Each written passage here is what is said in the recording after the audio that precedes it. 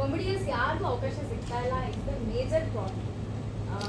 ಬರೀ ಕೊಚ್ಚು ಹೊಡೆದಾಕು ಫೈಟು ಇದಕ್ಕೆ ಜಾಸ್ತಿ ಇಂಪಾರ್ಟೆನ್ಸ್ ಕೊಡ್ತಾ ಇದ್ದಾರೆ ಹೊರತು ಕಾಮಿಡಿಯನ್ಸ್ ನಿಜವಾಗ್ಲೂ ಜಾಸ್ತಿ ಸ್ಪೇಸ್ ಇಲ್ಲ. ಉಮಾಶ್ರೀ ಮೇಡಮ್ನ ನಾವು ಯಾವಾಗಲೂ ಎಕ್ಸಾಂಪಲ್ ತೊಗೊತಾನೆ ಇರ್ತೀವಿ. ಅವ್ರು ಮಾಡೋ ಥರ ನಮ್ಗೆ ಯಾಕೆ ಮಾಡೋಕ್ಕಾಗ್ತಾರೆ? ಅಟ್ಲೀಸ್ಟ್ ಅವ್ರ ರೇಂಜ್ಗೆ ಯಾಕೆ ಮಾಡದೇ ಇದ್ರು ಅಟ್ಲೀಸ್ಟ್ ಅವರು ಸಿಕ್ಕಿರೋ ಕೆಲವು ಅವಕಾಶಗಳು ಅಟ್ಲೀಸ್ಟ್ ನಮ್ಗೆ ಸಿಗಲಿ ಅಂತ. ಸೊ ಹಾಗಾಗಿ ನಿಮ್ಮ ಮುಂದಿನ ಸಿನಿಮಾಗಳಲ್ಲಿ ಪ್ಲೀಸ್ ಕಾಮಿಡಿಯನ್ಸ್ಗೆ, ನಾನು ಅಂತಲ್ಲ ಅವರು ಇವರು ಅಂತಲ್ಲ, ಎನಿವನ್ ಹುಡುಗರಾಗಿರಲಿ ಹುಡುಗಿರಾಗಿರಲಿ ಕಾಮಿಡಿಯನ್ಸ್ಗೆ ಸ್ವಲ್ಪ ನೀವು ಹೇಳಿದಂಗೆ ಅಟ್ಲೀಸ್ಟ್ ಒಂದು 10 ಸೀನ್ ಆದರೂ ಇಡೋ ಥರ ಏನಾದರೂ ಮಾಡಿದ್ರೆ ವೆರಿ ಹೆಲ್ಪ್ಫುಲ್.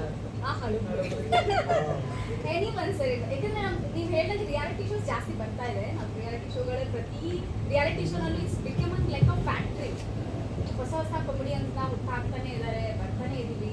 ಆದರೆ ಎಲ್ಲರೂ ಇಟ್ಸ್ ಲೈಕ್ ಟ್ರಾಫಿಕ್ ಜಾಮ್ ಥರ ಆಗ್ತಾ ಇದೆ ಹೊರತು ಅವಕಾಶಗಳು ಪ್ರಾಪರ್ ಆಗಿ ಸಿಗ್ತಾ ಇಲ್ಲ. ನೀವು ನೋಡಿದ್ರೆ ಸಂಭಾವನೆ ನಿಜವಾಗ್ಲೂ ಕೇಳ್ತಾ ಇದೆ ಸರ್. ನೀವು 5 ಲಕ್ಷ ಆಗ್ಬಿಟ್ಟು ದುಡ್ಡಿಲ್ಲ ಅಂದ್ರೆ ನೋಡಿಲ್ಲ ಸರ್. ಈಗ ಏನಾಗ್ತದೆ, ರಾಜಕಾರಣಿ ಅಂದಮೇಲೆ ಕಾಸು ಕೇಸು ಎಲ್ಲ ಎರಡೂ ಇಲ್ಲ ಅಂದ್ರೆ ರಾಜಕಾರಣಿ ಆಗಲ್ಲ. ಸಿನಿಮಾದವರು ಅಂದ್ರೆ ಕಾಸು ಇಲ್ಲದೆ ಸಿನಿಮಾದವ್ರು ಆಗಲ್ಲ. ಯಾಕಂದ್ರೆ ಮೇಂಟೆನೆನ್ಸು, ಬಾಡಿಗೆ, ಅವು ಇವು ಫೋರೆನ್ ಕಮಿಟ್ಮೆಂಟ್ ಇರ್ತದೆ. ಯಾಕೆ ಆ ಮಾತು ಹೇಳಿದೆ ಅಂದರೆ, ಈಗ ನಾವೇ ಮನೇಲಿ ಕೂತ್ಕೊಂಡು ಸಿನಿಮಾ ನೋಡ್ಬೇಕಾದ್ರೆ ನಮ್ಗೆ ಎಲ್ಲ ಸಿನಿಮಾಗಿಂತ ಭಾಳ ಖುಷಿ ಕೊಡುವಂಥದ್ದು 2 ಸಿನಿಮಾ ನಮ್ಮ ಬ್ಯಾನರಲ್ಲಿ ಮಾಡಿರೋದು. ಒಂದಲ್ಲ ಎರಡಲ್ಲ, ಎರಡನೇದು ಉಪಾಧ್ಯಕ್ಷ. ಇವೆರಡು ಸಿನಿಮಾ ಕಾಮಿಡಿ ಮೇಲೆ ವರ್ಕ್ ಮಾಡಿದ್ವಿ. ಈಗ ನೀವೇ ಯೋಚನೆ ಮಾಡಬೇಕು, ಒಬ್ಬ ಚಿಕ್ಕಣ್ಣ ಅನ್ನೋರನ್ನ ನ್ಯಾಚುರಲ್ ಸ್ಟಾರ್ ಅಂತ ನಾವು ಲಾಂಚ್ ಮಾಡಿದ್ದೀವಿ ಅಂದರೆ ಅದು ನಮ್ಮ ಧೈರ್ಯ. ಯಾಕಂದರೆ ನಮ್ಮ ಸಿನಿಮಾ ಮೇಲಿರೋ ಮರ್ಯಾದೆ, ಸಿನಿಮಾ ಮೇಲಿರೋ ನಂಬಿಕೆ, ಸ್ಕ್ರಿಪ್ಟ್ಗೆ ಹೆಚ್ಚು ಕಡಿಮೆ 2 ವರ್ಷ ವರ್ಕ್ ಮಾಡಿದ್ವಿ. ಈಗ ಸೀನ್ಗಳು ಬರೀಬೇಕಾದ್ರೆ ಡೈರೆಕ್ಟ್ರುಗಳು ಕಾಮಿಡಿ ಮೇಲೆ ಸೀನ್ಗಳು ಬರೀಬೇಕಾಗ್ತದೆ, ಸಿನಿಮಾ ಕತೆ ಮಾಡಬೇಕಾಗ್ತದೆ. ನೀವು ಹೇಳ್ದಂಗೆ ಒಡಿ ಬಡಿ ಅದಕ್ಕೆ OTTಗಳಿದ್ದಾವೆ. ಸೆನ್ಸರಿಂದ ನೀವೊಂದು ಸಿನಿಮಾಕ್ಕೆ ಏನಾದರೂ ಒಂದು ಕಾಮಿಡಿ ಮಾಡಬೇಕಾದ್ರೂ ಒಂದು ಪದ ವ್ಯತ್ಯಾಸ ಆದರೂ ಸೆನ್ಸರು ಅಲ್ಲೇ ಹಿಡ್ದಾಕ್ತಾರೆ. ಬೀಂಗ್ ಅ ಪ್ರೊಡ್ಯೂಸರ್ ನಾನು ಜಗಳ ಮಾಡಿ ನನ್ನ ಸೀನ್ನ ನಾನು ಉಳಿಸ್ಕೊಂಡಿದ್ದೀನಿ ಸಿನಿಮಾಕ್ಕೆ. ಡೈರೆಕ್ಟರ್ಗಳು ಮರ್ತೋಗ್ಬಿಟ್ಟಿರ್ತಾರೆ. ನಾನು ಕೂತ್ಕೊಂಡು ಒಂದ್ಸಲಿ ಕತೆ ಕೇಳಿದ್ಮೇಲೆ ಯಾವ ಕಥೆಯಲ್ಲಿ ಏನೇನಿದೆ, ಯಾವ ಡೈಲಾಗ್ ಇದೆ ನನ್ನ ತಲೆಯಲ್ಲಿ ಹಿಡ್ಕೋತೀನಿ. ಅದು ಬಿಟ್ಟು ಬೇರೆ ಏನೇ ಕೇಳೋದು ನನಗೆ ನೆನಪಿರಲ್ಲ. ವ್ಯಾಪಾರ ಅನ್ನೋದು ಒಂದೇ ನನಗೆ ನೆನಪಿರೋದು, ಸಂಬಂಧಗಳು ನೆನಪಿರ್ತದೆ.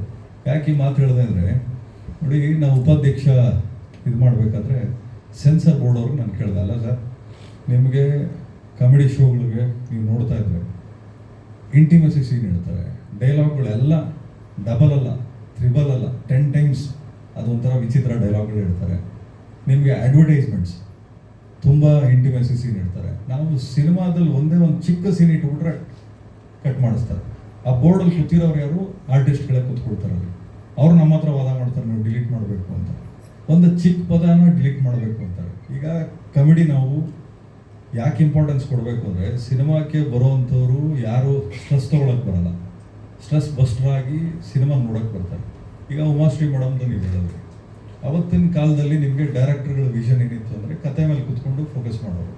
ಇವತ್ತು ಹೀರೋ ಎಲಿವೇಶನ್ ಕೇಳ್ತಾರೆ, ಬಿಲ್ಡಪ್ ಸೀನ್ ಕೇಳ್ತಾರೆ. ಈಗ ಸಿನಿಮಾ ಪೂರ್ತಿ ಬಿಲ್ಡಪ್ ಸೀನ್ ಆಗ್ಬಿಟ್ರೆ ಸಿನಿಮಾ ಎಲ್ಲಿರ್ತದೆ? ಹೀರೋ ಸೆಂಟ್ರಿಕ್ ಸಿನಿಮಾಗಳು ಕಡಿಮೆ ಆಗಬೇಕು.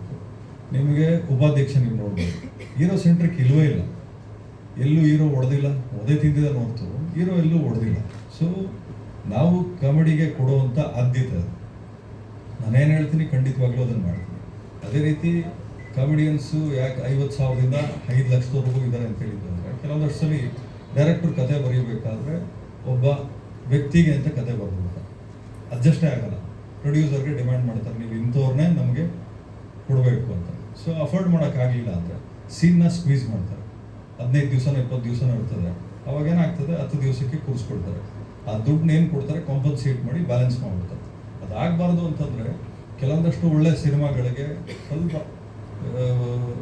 ಪ್ರೊಡ್ಯೂಸರ್ನು ಗಮನದಲ್ಲಿ ಇಟ್ಕೊಂಡು, ಅಥವಾ ಡೈರೆಕ್ಟರ್ಗಳು ಅಷ್ಟೇ ಬರೀ ಹೀರೋ ಸೆಂಟ್ರಿಕ್ಕು ಮಾಸ್ ಬಿಟ್ಟು ಕಾಮಿಡಿ ಬಗ್ಗೆ, ಮಾರಲ್ಸ್ ಬಗ್ಗೆ, ಸಿನಿಮಾ ಏನು ಮಾರಲ್ ಏನು ಎಲ್ಲ ಸೀನಲ್ಲೂ ಇರಬೇಕಾಗಿಲ್ಲ.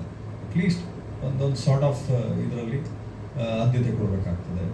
ಆಮೇಲೆ ಸಿನಿಮಾಗಳು ಗೆದ್ದಾಗ ಮಾತ್ರ ನಿಮಗೆ ಕ್ವಾಲಿಟಿ ಆಫ್ ಸಿನಿಮಾಗಳು ಬರ್ತವೆ, ಕ್ವಾಲಿಟಿ ಆಫ್ ಡೈರೆಕ್ಟರ್ಸ್ ಬರ್ತಾರೆ, ಕ್ವಾಲಿಟಿ ಆಫ್ ಪ್ರೊಡ್ಯೂಸರ್ಸು, ಆರ್ಟಿಸ್ಟ್ಗಳು ಉಟ್ಕೊಳ್ತಾರೆ. ಆಮೇಲೆ ನಾವು ಯಾವ ಸಿನಿಮಾ ಮಾಡಿದಾಗಲೂ ಅಷ್ಟೇ, ನನಗೆ ಕಾಮಿಡಿ ಮೇಲೆ ಕೆಲಸ ಮಾಡು ಅಂತ ಡೈರೆಕ್ಟರ್ಗಳು ಹೇಳ್ತೀನಿ. ಹೆಬ್ಬುಲಿಯಲ್ಲಿ ಚಿಕ್ಕಣ್ಣ ಅವರು ಇದ್ದರು. ಸೆಕೆಂಡ್ ಕಟ್ ಮಾಡಿದ್ರೆ ರಾಬರ್ಟನ್ ಚಿಕ್ಕಣ್ಣ ಅವ್ರು ಇರಲಿಲ್ಲ. ಆ್ಯಕ್ಚುಲಿ ನಾನು ಹೇಳ್ದೆ, ನನ್ನ ಸ್ನೇಹಿತನಪ್ಪ, ಸಿನಿಮಾ ನಂದು, ನಾನು ಹೇಳ್ದಂಗೆ ನೀನು ಸಿನಿಮಾ ಮಾಡ್ಬೇಕು, ನೀನು ಹೇಳ್ದಂಗೆ ನಾನು ಕೇಳೋಕ್ಕಾಗಲ್ಲ, ನನ್ನ ಸ್ನೇಹಿತ ಸಿನಿಮಾದಲ್ಲಿ ಇರಬೇಕು ಅಂತೇಳಿ ಚಿಕ್ಕಣ್ಣ ಅವ್ರನ್ನ ಆ ಸಿನಿಮಾಲಿ ಕ್ಯಾರಿ ಓವರ್ ಮಾಡಿದ್ರು. ಮದಗಜ ಅಗೇನ್ ರಿಪೀಟ್ ಮಾಡ್ತೀವಿ. ಶಿವರಾಜ್ ಕೇರ್ಪೇಟೆ ಅವರು ಇದರಲ್ಲೂ ಇದ್ರು, ಅದರಲ್ಲೂ ಇದ್ರು. ಧರ್ಮಣ್ಣ ಅವರು ನಿಮಗೆ ಗೊತ್ತು, ಧರ್ಮಣ್ಣ ಅವರು ರಾಬರ್ಟಲ್ಲೂ ಇದ್ರು, ಉಪಾಧ್ಯಕ್ಷರಲ್ಲೂ. ನಾವು ಒಂದು ಕಂಫರ್ಟ್ ಟೀಮ್ ಅಂತ ಯಾವತ್ತೂ ಹಿಡ್ಕೊಳ್ಳಲ್ಲ. ಯಾರು ಸಿನಿಮಾ ಗೌರವ ಕೊಟ್ಟು ಕೆಲಸ ಮಾಡ್ತಾರೆ ನಾವು ಅವ್ರನ್ನ ಕಾಪಾಡ್ಕೊಳ್ಳುವಂಥ ಕೆಲಸ ಮಾಡ್ತೀವಿ. ಆಮೇಲೆ ಇನ್ನು 5 ಲಕ್ಷ ತೊಗೊಳ್ತೀವಿ, ಹೆಮ್ಮೆಯಿಂದ ಹೇಳ್ಕೊಳ್ಳಿ, 50 ಲಕ್ಷ ತೊಗೊಳ್ಳೋವರೆಗೂ ನಾವು ಬೆಳಿತೀವಿ ಅಂತ ಯಾಕೆ ಮುಜುಗರ ಪಡ್ತೀವಿ? ನಮ್ಗೆ ಕೇಳಕ್ಕೆ ಭಯ ಸರ್, ಅಕಸ್ಮಾತ್ ಜಾಸ್ತಿ ಕೇಳಿದ್ರೆ ಎಲ್ಲ ಇರೋ ಅವಕಾಶನೂ ಕಳೆದೋಗುತ್ತೆ ಅನ್ನೋ ಕಾರಣಕ್ಕೆ ನಾವು ಈ ಕಂಪ್ರೆಸ್ ಆಡ್ತಾರೆ. ಗುಡ್. ಮತ್ತೆ ನಿಮ್ಗೆ ಫೀಮೇಲ್ ಕಾಮಿಡಿಯನ್ ಫ್ರೆಂಡ್ಸ್ ಇಲ್ಲ? ಯಾರಿಗೆ ರಾಜಕೀಯಕ್ಕೆ ಬಂದ್ಮೇಲೆ ಫೀಮೇಲ್ ಅಂತ ಅನ್ನೋಂಗೆ ಇಲ್ಲ, ಕತೆ ಕೇಳ್ಬಿಡ್ತಾರೆ. ಸಿನಿಮಾ ಪ್ರೊಡ್ಯೂಸರ್ ಆದಾಗ ರೊಮ್ಯಾಂಟಿಕ್ ಆಗಿ ಹೇಳ್ತಾರೆ, ನಮ್ಮ ಹೀರೋ ರೊಮ್ಯಾಂಟಿಕ್ ಅಪ್ಪ, ನಮ್ಮ ಪ್ರೊಡ್ಯೂಸರ್ ರೊಮ್ಯಾಂಟಿಕ್ ಅಂತ. ರಾಜಕೀಯಕ್ಕೆ ಬಂದುಬಿಟ್ರೆ ಬ್ರೇಕಿಂಗ್ ನ್ಯೂಸ್ ಹಾಕೊಂಡು ಹೊಡಿತಾರೆ.